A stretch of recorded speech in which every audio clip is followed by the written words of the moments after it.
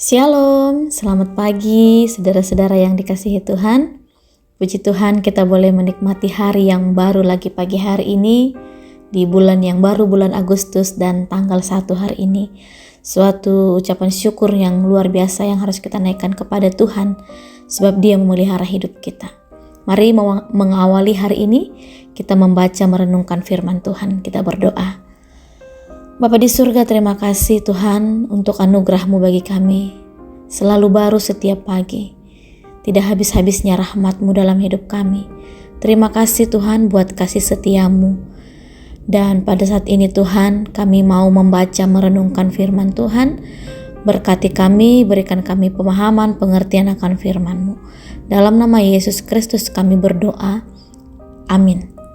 Saudara yang dikasihi Tuhan, kita akan membaca firman Tuhan dari Efesus pasal 6 ayat 10-12. Kita merenungkan firman Tuhan dengan judul Jadilah Kuat. Demikian firman Tuhan. Akhirnya hendaklah kamu kuat di dalam Tuhan, di dalam kekuatan kuasa-Nya. Kenakanlah seluruh perlengkapan senjata Allah supaya kamu dapat bertahan melawan tipu muslihat iblis.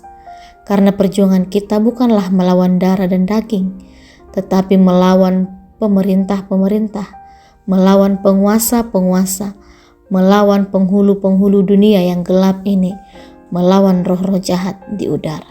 Sedemikian jawab pembacaan firman Tuhan. Saudara yang terkasih, ada sebuah pesan yang berkata demikian. Kejahatan bisa terjadi bukan karena ada niat dari pelakunya, tetapi kejahatan bisa terjadi karena ada kesempatan. Maka waspadalah. Saudara, dalam menjalani kehidupan ini, kita harus selalu waspada kepada kemungkinan hal-hal terburuk yang bisa terjadi, sehingga kita melakukan antisipasi dari awal, membuat pengaman dan perlindungan, bisa menggunakan keselamatan kerja, keselamatan berkendaraan, dan juga pengamanan kunci di rumah. Rencana jahat iblis menggunakan modus yang berbeda dari kejahatan yang bisa dilakukan oleh manusia. Iblis memakai segala situasi kehidupan kita, bisa di dalam pekerjaan, di rumah, atau dalam situasi apapun. Dalam 1 Petrus 5 ayat 8 dikatakan, sadarlah dan berjaga-jagalah.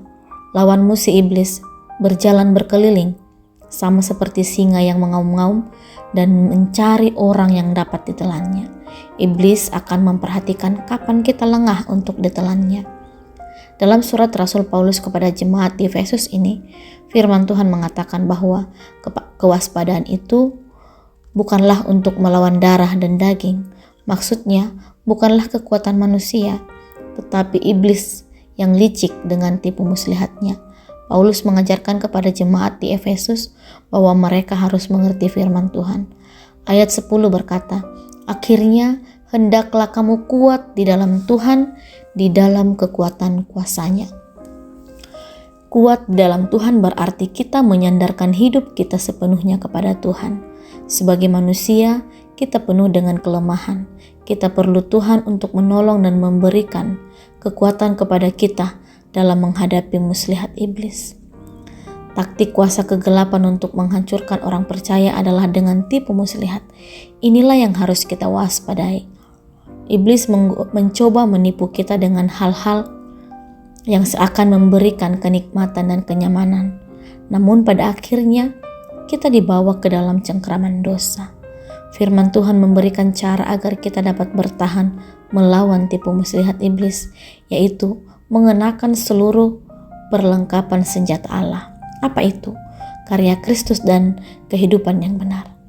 Dari ayat 13 sampai ayat 18, kita mendapati perlengkapan senjata Allah yang harus kita kenakan, yaitu kebenaran, keadilan, kerelaan hati untuk menjadi saksi, iman, keselamatan, firman Tuhan, dan doa. Saudara yang dikasihi Tuhan, perlengkapan rohani ini melindungi hati kita dan pikiran kita dari panah api si jahat. Dengan menerima karya Kristus untuk memenuhi kehidupan kita dalam kebenaran, maka kita akan dimampukan untuk tetap berdiri teguh dan menang dalam peperangan rohani. Saudara yang dikasihi Tuhan, dalam perjalanan kehidupan kita sehari-hari. Marilah kita tetap kuat di dalam Tuhan. Jangan mau digoyahkan oleh apapun. Jika kita sedang merasa lemah dan tidak berdaya, tetaplah teguh dalam iman. Jangan biarkan kuasa kegelapan merebut kembali kemerdekaan yang sudah kita terima dari Tuhan. Jika kita menghadapi cobaan, tantangan, dan godaan untuk berbuat dosa, lawanlah. Jangan biarkan hidup kita dikuasai oleh dosa. Saya percaya kita akan dimampukan untuk menang karena Tuhan sudah menang. Haleluya. Amin. Mari kita berdoa. Bapa di surga, terima kasih Tuhan untuk firman-Mu yang memberikan pembelajaran bagi kami untuk kami tetap kuat dan mengenakan seluruh perlengkapan senjata Allah yang telah Tuhan karuniakan bagi kami. Tolong kami Tuhan untuk dapat tetap berdiri teguh dalam memegang iman percaya kami kepada Tuhan, menghadapi situasi di depan kami. Terima kasih Tuhan untuk firman-Mu. Dalam nama Yesus Kristus kami berdoa. Amin.